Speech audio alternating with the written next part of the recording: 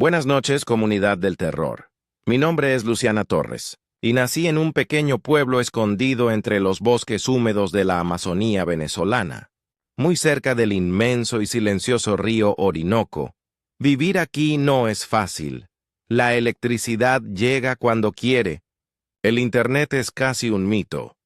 Y las noches se llenan de sonidos extraños que parecen venir del agua. Pero aún así, amo este lugar. Crecí escuchando las voces del bosque, los murmullos del río y las historias que mis abuelos contaban sobre los seres que lo habitaban. No creía en ellas. Al menos, hasta que el río decidió mirarnos de vuelta.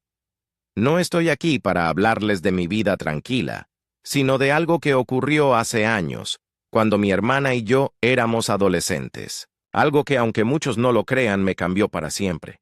Nuestro pueblo tiene una magia peculiar. No hablo de supersticiones, sino de una energía que sientes en el aire, como si cada hoja, cada corriente de agua te observara.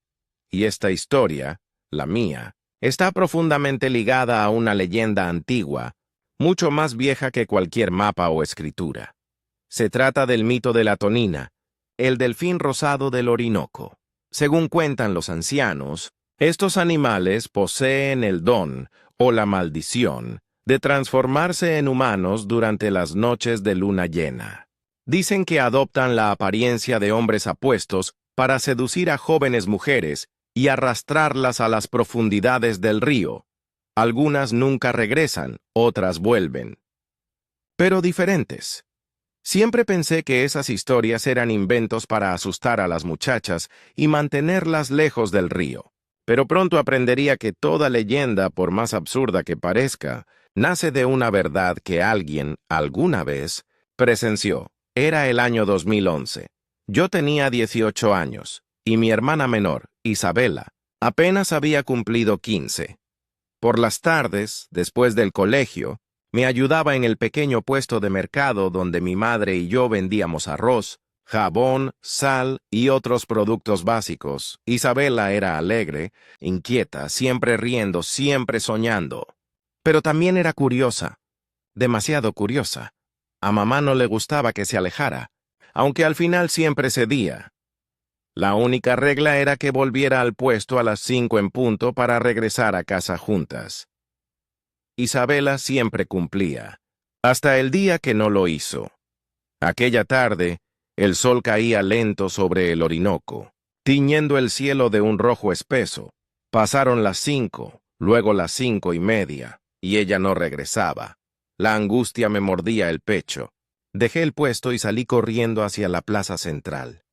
Fue entonces cuando la vi. Estaba detrás de la vieja estatua de Bolívar, riendo, hablando con un hombre joven.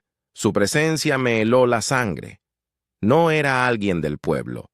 Su ropa era demasiado cara, su piel demasiado pálida, su forma de estar ahí simplemente no encajaba. Tenía un sombrero blanco, un traje limpio y unos ojos tan oscuros que parecían absorber la luz. Me acerqué con pasos rápidos, sintiendo un miedo irracional. Él giró lentamente la cabeza hacia mí. Su sonrisa se borró apenas por un segundo. Antes de volver, perfecta, como si estuviera ensayada, Isabela me presentó emocionada. «Se llama señor Darío. Dice que acaba de mudarse cerca del río», me dijo ella. «Está buscando su casa». Él asintió con un gesto elegante. Su voz era baja, suave, casi musical. Pero algo en ella, algo no era humano. «¿Solo quería conocer a la gente del pueblo?», dijo con una sonrisa que no llegaba a los ojos. Sentí una presión en el pecho, como si el aire se volviera denso. Sin pensarlo, tomé a mi hermana del brazo y la empujé detrás de mí. Le advertí a ese hombre con toda la firmeza que pude reunir que no volviera a acercársele. Él simplemente inclinó el sombrero y se marchó despacio, con esa sonrisa que parecía tallada. Mientras lo veía alejarse, juraría que su sombra no seguía sus movimientos. Se deslizaba por otro lado. Esa noche no pude dormir. Soñé con el río, con risas lejanas, con un rostro que emergía del agua y unos ojos oscuros que me observaban. Al despertar, tenía fiebre.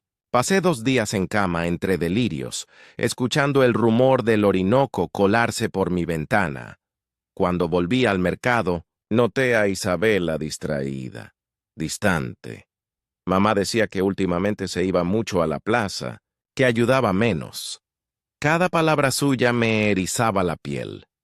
Yo quería pensar que exageraba, pero algo dentro de mí gritaba lo contrario. Esa noche, durante la cena, Isabela estaba extraña. No hablaba, miraba por la ventana, hacia el río, como si algo la llamara. Su respiración era irregular, y en un momento noté un leve brillo acuoso en sus pupilas, como si reflejaran movimiento, olas. No dije nada. Pensé que era cansancio. Me equivoqué. A las 2 de la madrugada, me despertó un sonido seco. La puerta principal se cerró. El corazón me dio un vuelco. Agarré un bate que tenía al lado de mi cama y salí corriendo. La puerta del cuarto de Isabela estaba abierta. Su cama estaba vacía. Había colocado almohadas bajo las sábanas para simular que dormía. El miedo me paralizó unos segundos, pero una idea me cruzó la mente con la fuerza de un relámpago. El río. Desperté a mamá gritando.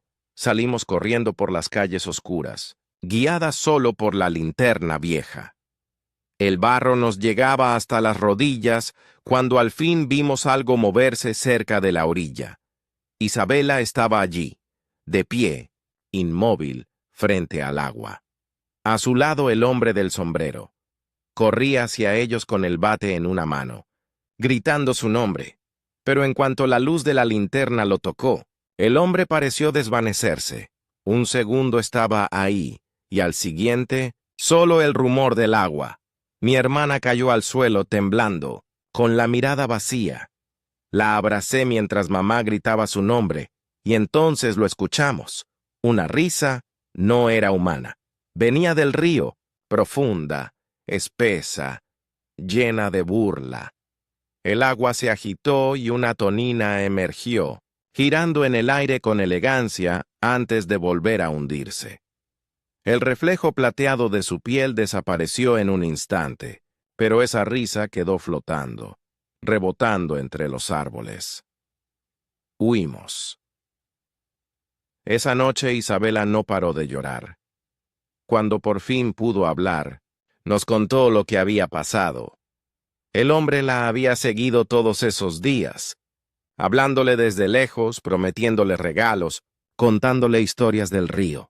Ella intentó ignorarlo, pero decía que cuando lo veía, algo dentro de ella se nublaba, como si no pudiera pensar con claridad. Esa noche, él le había dicho que le mostraría su verdadero hogar, y ella, sin entender por qué, había ido. Nos contó que cuando llegó, él ya estaba en la orilla, vestido de blanco impecable, pero lo que la paralizó fue que no estaba mojado. Se quitó el sombrero, y donde debía haber cabeza, había un hueco oscuro, una cavidad profunda de la que salía un sonido parecido a un silbido. Entonces rió, una risa aguda, casi infantil. Y justo antes de lanzarse al agua, sus ojos, que antes eran humanos, se alargaron, redondos, brillantes como los de un pez. Desde aquella noche, el silencio del río ya no suena igual. A veces, cuando el viento sopla del sur, se escucha una carcajada lejana, como si algo enorme respirara bajo el agua. Nunca volvimos a ver al hombre del sombrero, pero de vez en cuando, en las madrugadas de luna llena, Isabela se levanta sonámbula y camina hasta la ventana. Susurra algo. Dice que la está llamando. Yo no sé si las toninas son demonios o guardianes, pero estoy segura de que algo vive bajo el Orinoco. Algo que puede imitar nuestra forma, robar nuestra voz, y que nunca olvida a quien una vez quiso llevarse. Así que, si alguna vez visitas un pueblo a orillas de este río y escuchas una risa profunda flotando sobre las aguas, no te acerques. Podría ser él esperando que alguien vuelva a mirar. Buenas noches. Mi nombre es Clara Méndez, y esta historia me ocurrió hace ya varios años, cuando yo apenas tenía 14 años.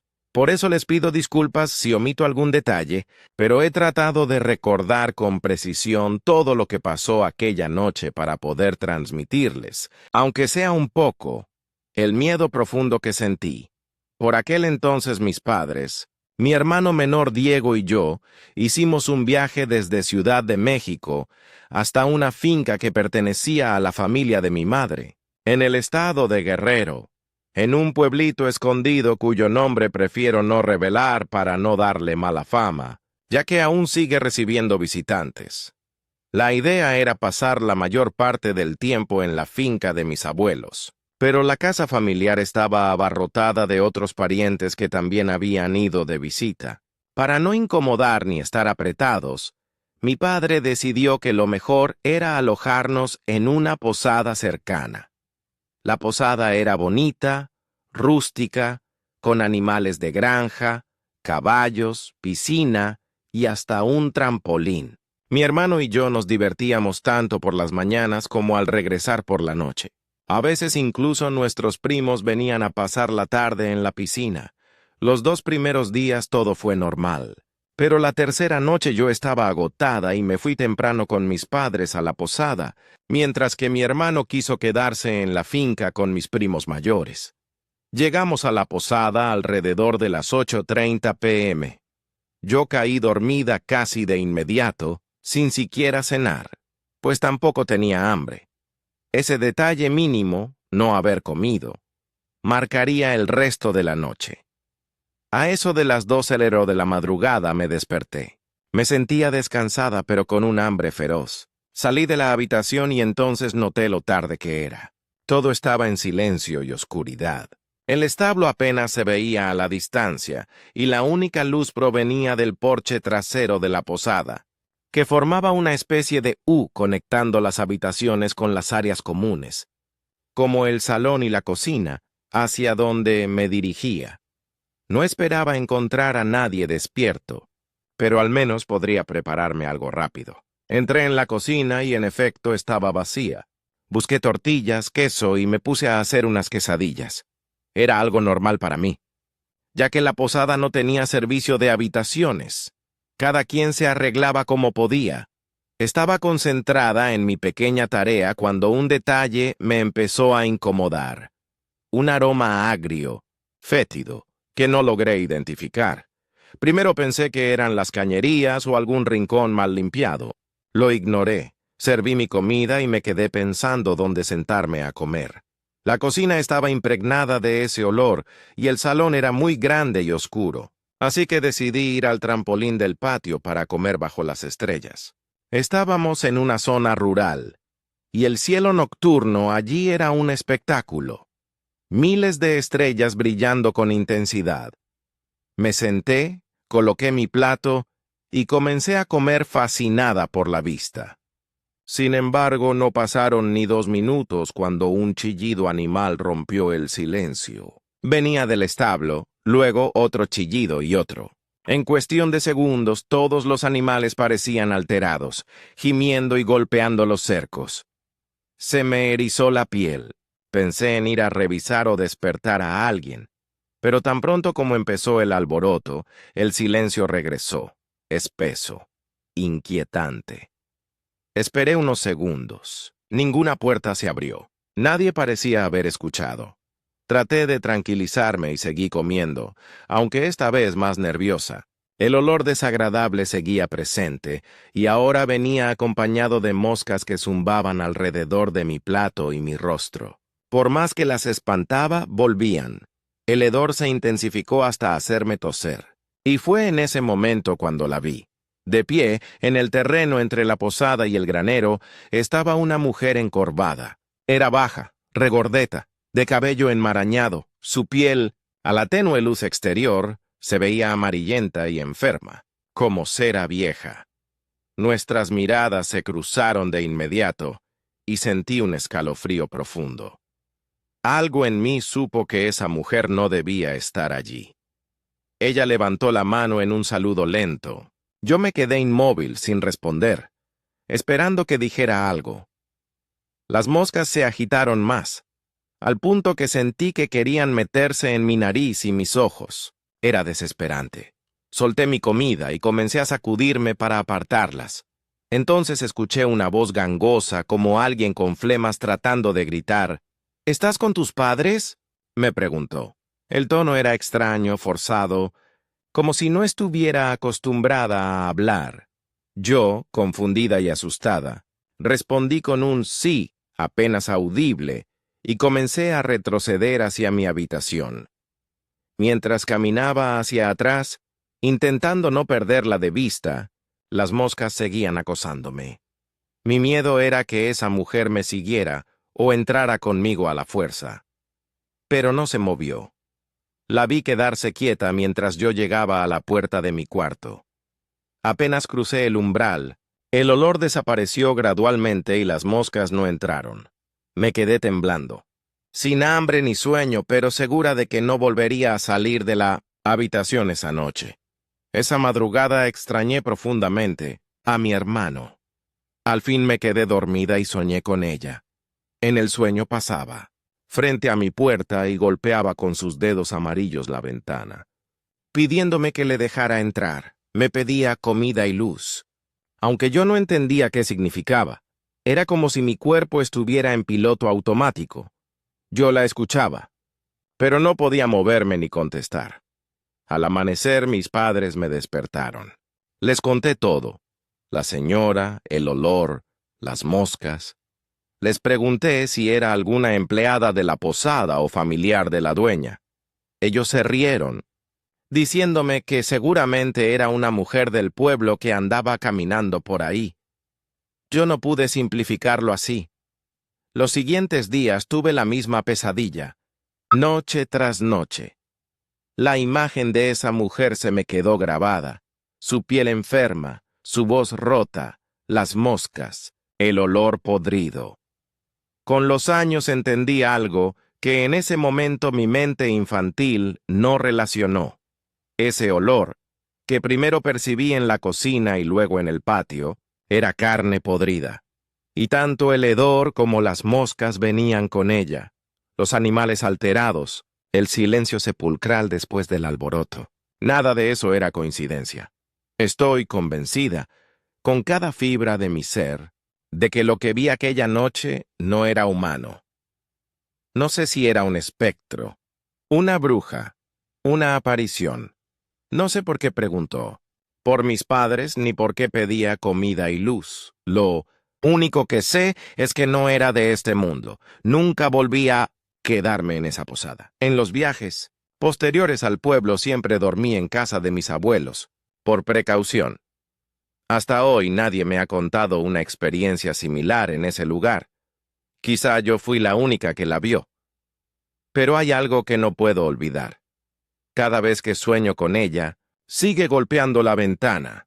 Su voz gangosa me susurra desde el otro lado. Déjame entrar. Tengo hambre. Tengo frío. Y yo despierto empapada en sudor, con la sensación del olor podrido llenando mi habitación.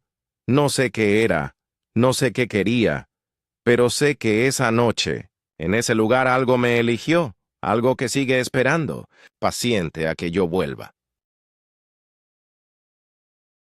Soy seguidor de tu canal desde hace mucho tiempo. No suelo dejar comentarios, pero hoy quiero compartir algo que ha pasado de generación en generación en mi familia.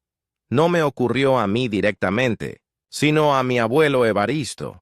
Que en paz descanse.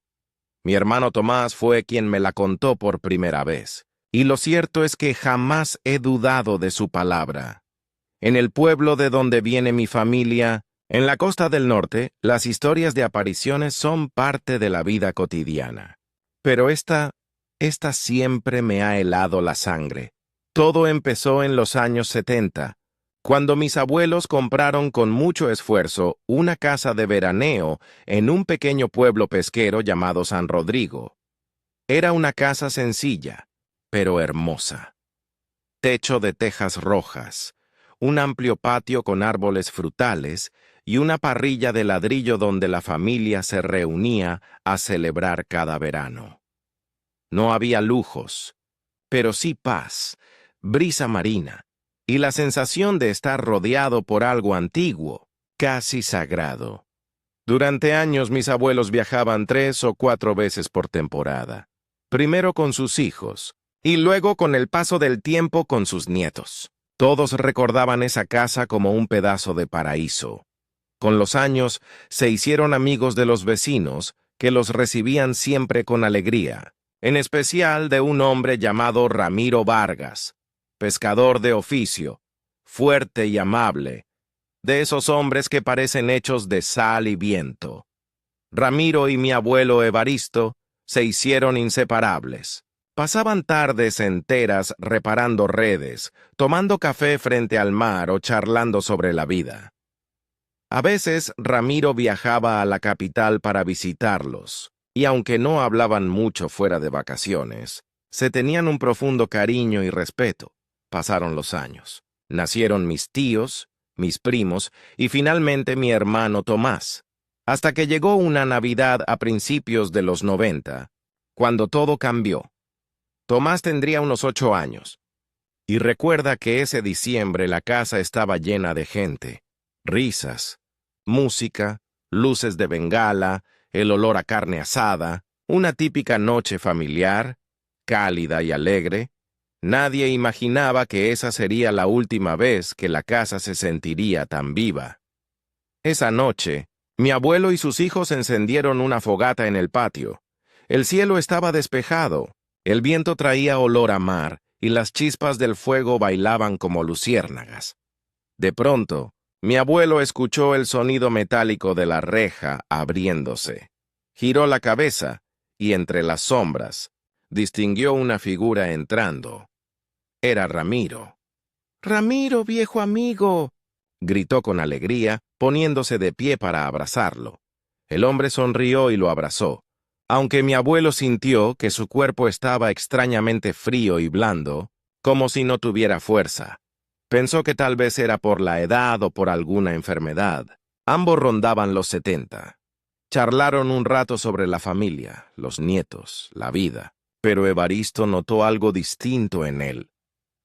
Ramiro tenía una tristeza profunda en la mirada, una especie de melancolía que no supo cómo describir.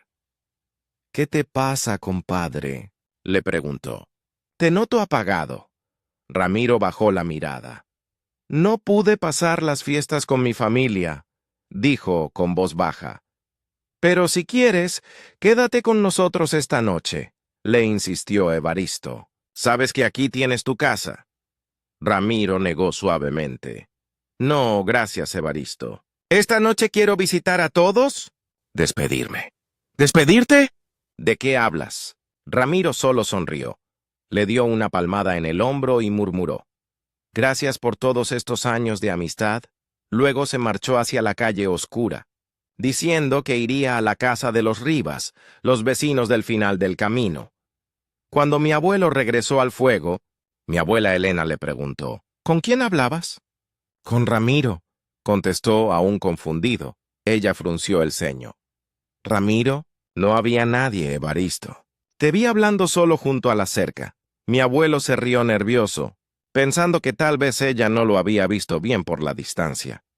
Pero al mirar alrededor, notó que ninguno de los presentes había visto entrar o salir a nadie. Una sensación helada le recorrió la espalda. Para asegurarse, decidió caminar hasta la casa de los Rivas, a unos 100 metros de distancia. La calle era de tierra, flanqueada por palmeras y maleza. Las luces amarillentas de las casas apenas alcanzaban a iluminar el camino. El viento del mar soplaba con un silbido extraño, como si murmurara su nombre. Al llegar vio a Ramiro saliendo del portal. «¡Ramiro!», lo llamó. «¿Ya te vas?». El hombre se detuvo y lo miró con esos mismos ojos apagados. «No quieren hablar conmigo», respondió con un tono grave, casi hueco. Evaristo frunció el ceño. «¿Qué hiciste para que te traten así?». «Nada que importe. dijo Ramiro. Solo vine a verlos una última vez. Entonces se dio la vuelta para marcharse. Fue en ese instante cuando mi abuelo lo vio claramente. Ramiro no tenía pies. Su cuerpo se deslizaba suavemente por el suelo, sin dejar huellas. La luz de la luna lo atravesaba por momentos, como si fuera humo, y luego simplemente se disolvió entre las sombras del camino. Evaristo se quedó paralizado, sintiendo cómo el corazón le golpeaba el pecho. Cuando pudo reaccionar, corrió de vuelta a la casa de los Rivas. Ellos lo recibieron confundidos. «Buenas noches. ¿Vino Ramiro hace un momento?», preguntó con la voz temblorosa. Los Rivas se miraron entre sí sorprendidos. «¿Ramiro Vargas?